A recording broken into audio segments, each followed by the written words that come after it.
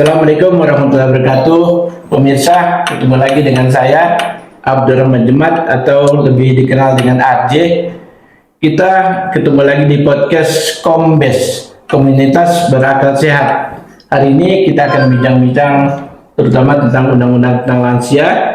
Kita akan bicara dengan abang kita yang satu ini, abang kita lama, Bang Lais. Siapa Bang? Ya, ini teman lama nih, satu alumni di Fakultas Hukum Universitas Kristen Indonesia, namanya Belman Hutagaul, mantan PNS di Departemen Tenaga Kerja. Beliau ini sengaja kita undang untuk bisa berbagi pengetahuan tentang lansia, terutama terkait dengan undang-undang yang sudah ada di Indonesia, yang pada intinya undang-undang itu sebetulnya memberikan perlindungan secara total kepada lansia Nusantara. Hanya saja mungkin apakah orang sudah banyak tahu atau saya kurang persis paham, tetapi beliau ini mungkin lebih paham karena bekas PNS tentu banyak berhubungan dengan lansia di Indonesia yang jumlahnya kurang lebih 30 juta Indonesia. Ya Bang, artinya relevan kita bicara ini. Kita undang-undang lahir 2018 kan, undang-undang nomor 13 2018. Ya. Sekarang kan udah 2025. Ya. Kalau kita lihat pejabat sekarang kan pejabat yang lahir 2024 semua, belum tentu mereka paham. Ya. Maka kita lebih baik kita bicara dengan yang ahli. Bang, kira-kira dulu undang-undang ini kalau abang tahu betul, itu sebenarnya kenapa kok sampai undang-undang ini keluar? Bahwa undang-undang kesejahteraan lanjut usia ini terkait dengan tentang kesejahteraan lanjut usia. Dari undang-undang ini bahwa ini diturunkan menjadi peraturan pemerintah. Peraturan pemerintah ini diatur di nomor 43 tahun 2004. Setelah PP ini diterbitkan, yang bertanggung jawab tentang kementerian ini adalah, saya lihat itu di sosial, kan gitu, Kementerian Sosial. Dan Kementerian Sosial itu menerbitkan Permensos nomor 16 tahun 2020. Khusus untuk peraturan ini perlu kita pahami juga, memang selama ini masyarakat juga terkait dengan kesejahteraan sosial ini ya mungkin belum merasakannya ya, tindak lanjut dari peraturan-peraturan ini. Sehingga perlu kita sebagai masyarakat yang peduli tentang peraturan ini, perlu kita untuk menindaklanjutinya agar lansia yang ada di Indonesia ini dapat mendapatkan kesejahteraan, baik itu kesehatan maupun tunjangan untuk hari tua. Mungkin itu yang dapat saya sampaikan sementara. Terima kasih. Tapi gini Bang, saya baca juga di undang-undang itu ada dua kelompok lansia Bang. Ada lansia potensial kayak kita ini yang masih bisa pikir, bisa jalan, bisa melimpahkan ilmu pengetahuan ke orang lain. Tapi ada juga lansia yang tidak potensial, artinya udah perlu bantu banget. Nah, kalau kita lihat di situ ada berapa hak Bang? Nggak ngerti kita, ada 8 hak lansia di situ Bang. Kalau tadi undang-undang Departemen Sosial satu, tapi apa departemen lain juga nggak ikut tanggung jawab Bang? Ya, terkait dengan undang-undang ini yang mempunyai tanggung jawab itu kan diberikan kepada Kementerian Sosial. Nah, terkait dengan yang lainnya itu mungkin kementerian ini bisa berkoordinasi, akan berkoordinasi. Memang ada apa yang dikatakan Bapak itu tanggung jawab di peraturan itu ada beberapa ya, 8 kalau yang harus kewajiban dari undang-undang itu. Ya, tapi kalau kita lihat ya, negara kita ini kan negara yang maju, Pak. Berlimpah ya macam-macam kekayaan yang ada di bumi Indonesia ini.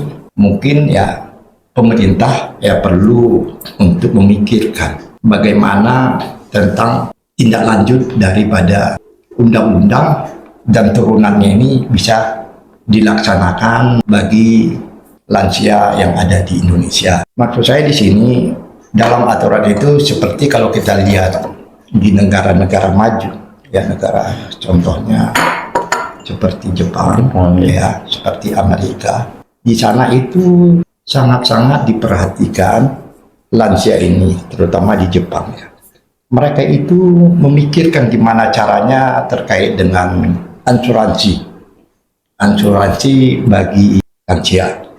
Yang kedua itu memperhatikan juga bagaimana kehidupan, termasuk uang pensiun yang disampaikan oleh pemerintah itu kepada semua lansia yang memenuhi persyaratan, sehingga lansia-lansia di sana itu bisa menjalani kehidupannya, dapat bersosialisasi kepada masyarakat yang lain, sehingga tidak merasa minder. Kalau kita juga dilihat di Jepang itu, umur yang lansia itu kan 65 tahun, tapi kalau di Indonesia itu lansia itu kan 60 tahun. Kalau kita dilihat di negara Jepang itu, walaupun mereka sudah pensiun, mereka bisa dapat bekerja kembali. Kenapa? Karena mereka itu mungkin ada dari tingkat ekonominya. Kalau macam di negara-negara Jepang seperti Tokyo, Osaka, biaya hidupnya kan bisa lebih tinggi. Mungkin apa yang disampaikan diberikan oleh pemerintah Jepang itu kan tidak mencukupi, sehingga mereka itu harus bisa bekerja kembali untuk dapat menutupi biaya-biaya mereka. Dan kalau kita lihat negara Jepang itu memang mempunyai etos kerja yang tinggi. Mereka malu tidak bekerja, padahal mereka masih sehat. Itu yang kita lihat kalau dari kita bandingkan negara-negara maju seperti Jepang. Tapi kalau di Indonesia ini mungkin belum tersampaikan, belum atau terpikirkan pimpinan-pimpinan yang menggantikan pimpinan-pimpinan sebelumnya. Memang kalau undang-undang sudah diterbitkan oleh pemerintah, sebetulnya sebelum undang-undang itu diterbitkan itu sebetulnya yang membuat itu kan sudah mempunyai wawasan yang lebih luas sehingga terbitnya undang-undang tersebut. Jadi dengan adanya undang-undang itu maka dimunculkan turunan-turunannya. Yang bertanggung jawab di sini adalah Kemensos dengan adanya Permensos tersebut. Ya, jadi kita sebagai masyarakat perlu berkoordinasi untuk mengingatkan atau menyampaikan saran-saran ataupun usul-usulan agar Permensos itu dapat dilakukan di pemerintah-pemerintah daerah, kabupaten dan kota. Mungkin mereka itu juga belum tersampaikan terkait dengan permen atau peraturan-peraturan tentang kesejahteraan sosial. Kita masyarakat inilah yang bisa membantu pemerintah untuk dapat mengingatkan atau menyarankan kepada pemerintah agar bisa implementasinya kepada lansia ke depan, agar mereka itu bisa diperhatikan oleh pemerintah baik kehidupannya maupun terkait dengan kesehatan. Saya setuju Abang bahwa undang-undang itu kan tadi ada 8 hak ya. Di 8 itu baru Kemensos yang merespon ya. Tapi kalau kita dari 8 itu ada menyediakan pendidikan, pelatihan, tenaga kerja. Jadi seharusnya ada permen lain juga mungkin perlu merespon juga ini, bikin permen lagi. Tapi kita nggak tahu bagaimana DPR waktu bikin ini apa maksudnya kan. Tapi kita nggak tahu apa DPR udah ngawasi undang-undang ini berjalan apa enggak kan gitu. Makanya tadi beliau ini mengatakan perlu berkoordinasi. Koordinasi seperti apa yang dia maksudkan supaya kita juga kan nggak sia-sia kita bicara kalau hanya sekedar di sini. Kita harus bisa menggerakkan semua lini yang ada di Indonesia sehingga undang-undang ini bisa berlaku di masyarakat. Gimana Pak? Koordinasi seperti apa? Maksudnya kan gini, yang terkait dengan kesejahteraan sosial ini itu yang bertanggung jawab itu Kemensos ya kan gitu. Sehingga kita coba berkoordinasi nanti kepada Kemensos yang berhubungan dengan kesejahteraan sosial, sehingga nanti mereka itu bisa lagi nanti menindaklanjutinya dengan kepada pemerintah daerah, sehingga nanti mungkin ya pemerintah daerah itu juga mungkin belum memikirkan hal-hal kesehatan atau belum tahu apakah aturan itu kan gitu. Kan saya tertarik ini, belum tahu kan gitu kan, sebetulnya kan ada koordinasi kan, ada Permensos ya kan. Kalau ini tidak sampai ke bawah ya kabupaten, wali kota segala macam kan, yang sebagai pelaku kan untuk, karena rakyat ini atau warga negara Indonesia bukan untuk dibelas kasihi, tapi itu merupakan hak kan, atau gimana, atau saya salah ya? Hak itu seharusnya kan bisa dilakukan melalui pejabat-pejabat daerah kan gitu Pak. Gitu Pak, karena rata-rata ya Pak, pejabat-pejabat daerah itu banyak yang mungkin rotasi, ya dipindahkan ke tempat lain, ya kan gitu. Sehingga peraturan ini belum sempat disosialisasikan atau kan gimana kan gitu. Nah di situ kali ini intinya belum disosialisasikan sehingga ada koordinasi kan di masa kita ini yang kita juga ya kita sudah hampir di terminal akhir lah kan, tapi mungkin bisa kita koordinasikan dengan cara seperti apa kira-kira supaya ini langsung masyarakat ke seluruh sudut negeri. Nah, seharusnya ya Kementerian Sosial itu melakukan sosialisasi ke provinsi. Nanti provinsi akan mensosialisasikan ke kabupaten kota. Mungkin hal demikian yang perlu sehingga memperingankan biaya dari negara. Atau mungkin gini lah ya Pak, nggak tahu nih ya kan. Sesuatu biasanya menjadi dikerjakan kalau sekarang kan media sosial itu menjadi yang tertinggi kan. Jangan-jangan harus disampaikan ini melalui media sosial sehingga rakyat itu tahu loh. Sebetulnya kami ini punya hak, tapi kenapa tidak gitu loh? Contoh soal kan, ada orang stroke, ya kan, orang stroke, orang maksudnya sudah lansia, tidak ada yang membawanya ke rumah sakit, karena nggak punya sanak saudara. Padahal ada Kemensos kan, ada Kemensos kan sebetulnya bisa mendapat informasi langsung dari di mana dia tinggal kan gitu. Tapi itu sudah terjadi. Nah maksud saya Pak Belman. Kebetulan Tuhan memberikan kita waktu saat ini bertemu kan, jangan-jangan melalui Anda berikanlah sesuatu dorongan yang kuat sehingga koordinasi itu bisa terjadi kalau perlu. Kan sekarang sudah ada Kasih Lansia Nusantara, ini grupnya ada ketuanya Erna Siahaan kan. Jadi ya kita bila perlu ke DPR, ya kan?